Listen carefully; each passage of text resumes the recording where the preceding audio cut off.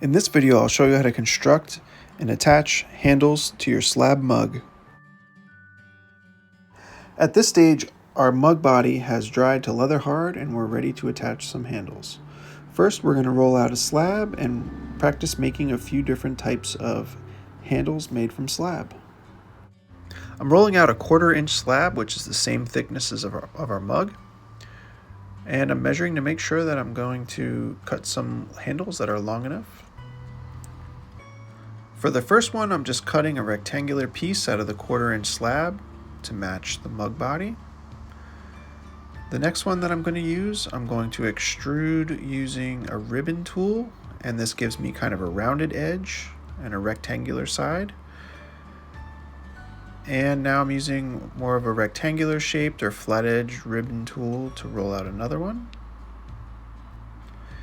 Now I'm taking some of my leftover and I'm going to squeeze out a sausage shape and begin rolling a coil to build a handle out of a coil.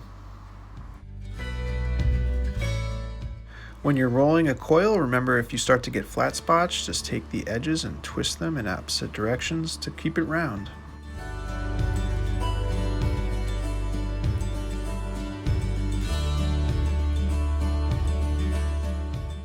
Now I've rolled my coil a little extra long so that I can create some interesting shapes on it and cut off the extra pieces that I don't need.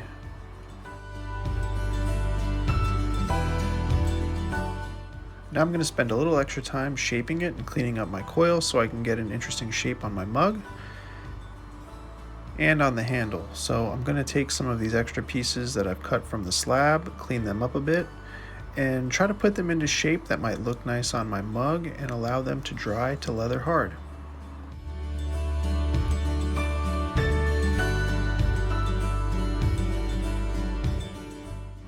So here I'm forming and fitting them to find a nice shape that matches the mug and also gives me a reasonable amount of space on the handle itself to attach it.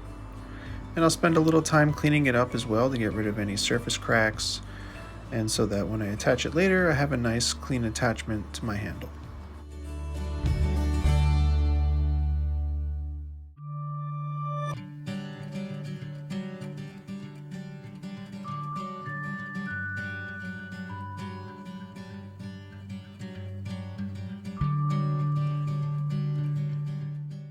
Now I'm experimenting here and trying out a couple different handles and a couple different styles to figure out what I like for this mug.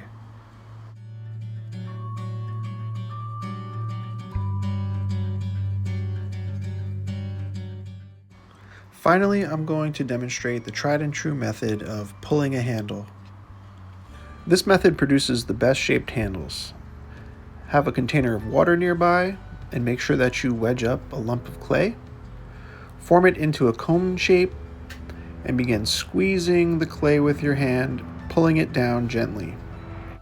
As your hand passes over the clay will begin to take the shape of the opening of your hand. This repetitive motion, along with gravity, will help to pull the clay down into a handle shape. Make sure that you're applying consistent pressure in order to maintain an even thickness. If you squeeze too tightly, you may pull pieces off or cause a weak spot in the clay. From time to time, you can change your grip on the clay or run your thumb down the length of it in order to square off the shape or change the shape slightly.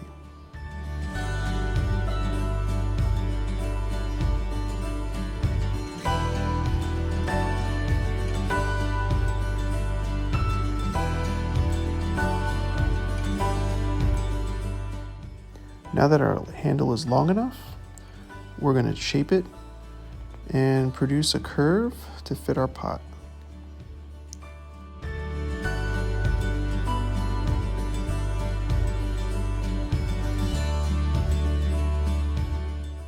I'm going to trim the handle off the lump of clay and allow it to reach leather hard before I attach it.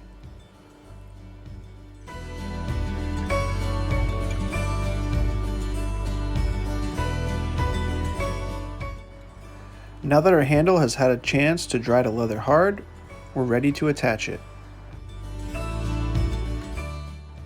We're going to fit the handle right along our seam and mark for placement. Now we're going to score the body of the mug and prepare our handle in the same way. And then we'll slip it to attach it firmly. Press and smooth the handle to the cup body. And now we'll align the bottom, trim it for fit. And again, score and then slip the handle and mug body. And again, attach them firmly by pressing and then smoothing them both together. You can also take some time in order to add a little bit of design to your handle. I'm doing this by kind of curling the bottom excess section a little bit. And then I'm going to smooth everything out, clean up the seams, and then clean up the rest of my mug to finish it off. A good rule when fitting a handle is to not allow the top or bottom of the handle to protrude farther than the top or bottom of the cup itself.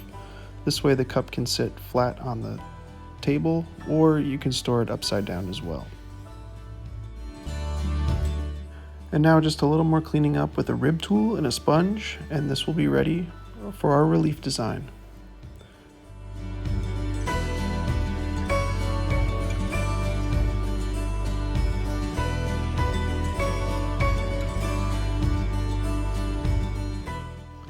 Now that my handle is attached and this stage is done, I'm going to store my work in a bag so that it does not crack and everything can dry together firmly. Thank you for watching.